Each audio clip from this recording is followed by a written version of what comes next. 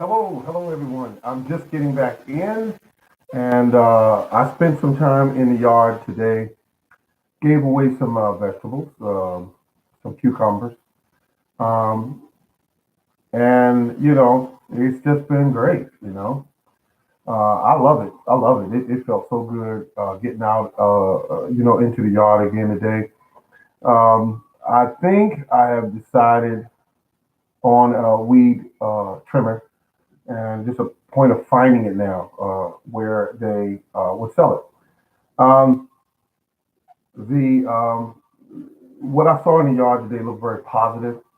Um, I think that if you look at where your garden looks and but when you cut down, I got a video I'm getting ready to put up sometime tonight, um, and that will show you what was in the yard. It's kind of hard to describe it, but a lot of vegetational growth in on the property, and so it tells me that the soil is healthy because it's growing lots and lots and lots of plants. They happen what we call weeds, but it does do very well in very strong plants and very fast growing plants. So I'm very happy. Oh, and I did look at some of the hello. I did look at some of the tree kale or tree collards. They look very healthy, the ones that I have in now. So I'm gonna do an extension of that. I'm gonna grow more of the tree kale, and also the kale and the other collard greens will definitely have a place on my property. Um, these will be earlier seeds. Let's put it that way. And I'm still gonna grow I'm gonna grow where I grow some now. I'll plant some later and some later than that, and that's my goal. It's still warm out. This is the almost the end of summer, and I'm gonna hate to see it go, but it did go very quickly for me, um, and it's just been very great. Um, I hope all of you out there have success in your gardening because it's a learning curve for some of us, and some of us are new at it. Some of us are very advanced gardeners. We've been doing it for years. Um, but always know, and some of you do, but always know that you can always learn. You can absolutely always learn something when it comes to your garden. Because each year you go out there, your garden keeps trying to teach you something different.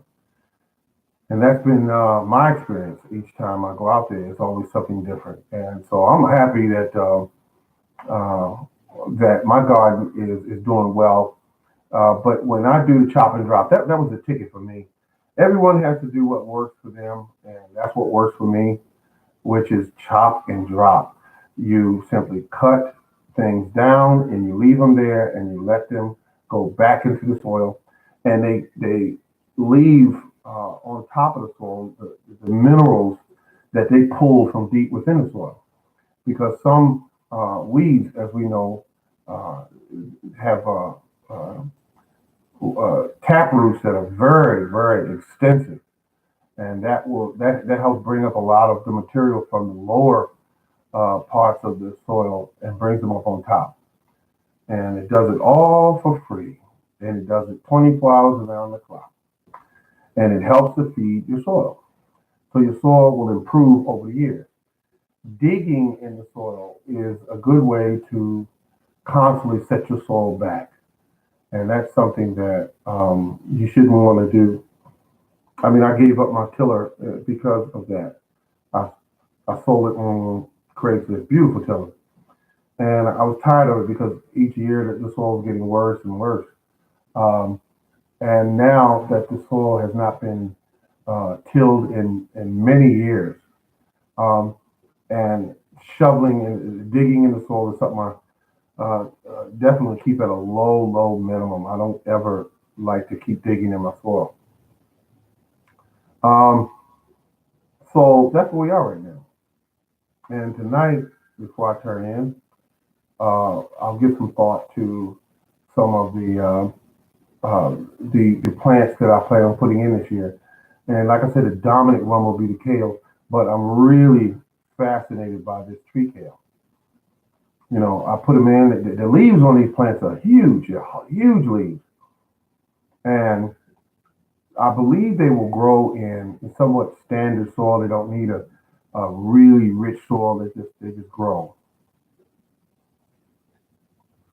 I don't know if you're a little behind. I don't know if you are because um, it's still warm. It depends. I mean, a lot of the plants that you grow during the fall is basically cool season crops. So they uh, they don't do very well in very warm weather. I mean, we can still have some very hot days come up before it's all said and done. But right now, we got now right here in Maryland, we have a day that was about 70. If we push it, maybe 78 degrees. But I know I'm not behind because I need to make certain, absolute certain that the soil is, uh, you know, at the point where it's starting to cool down and we're getting the 65 and 68-degree nights. And that's when you want to start saying, okay, now it's time to put this stuff in for fall. Now, I'm going to, this week coming up, I'm going to start my plants. And the reason why I'm starting now is because I want to test and see if I have enough time to really get a good crop in.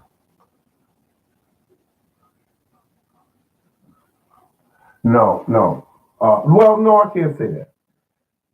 I am going to direct sow when it really cools down. But as far as starting them, they're going to be started. They're going to be started in 3-inch containers, plastic containers. I have a lot of those, so I'm going to use them. Um, and the thing about it is I think that's the way I want to go is to start them in, and then I might start them in the 1-inch. Come to think of it, I might start them in the 1-inch, you know, trays because kale, you get 2 and 3 in one place in one container.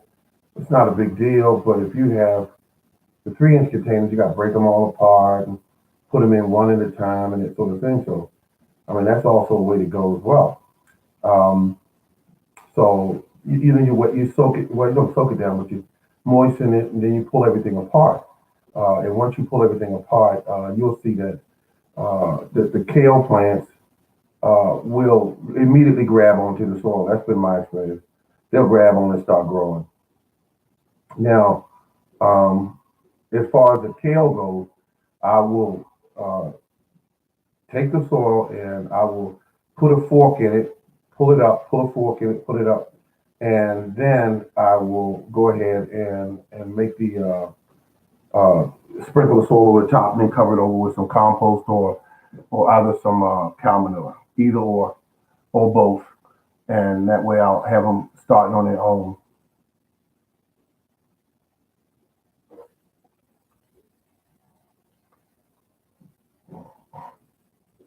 Yeah, yeah, you can use those. But if you put, like I do, if you put a number of seeds in one container, you still got to break them apart because you could put them in and grow them that close together, but then you got to soak them. You got to really soak them and get them together.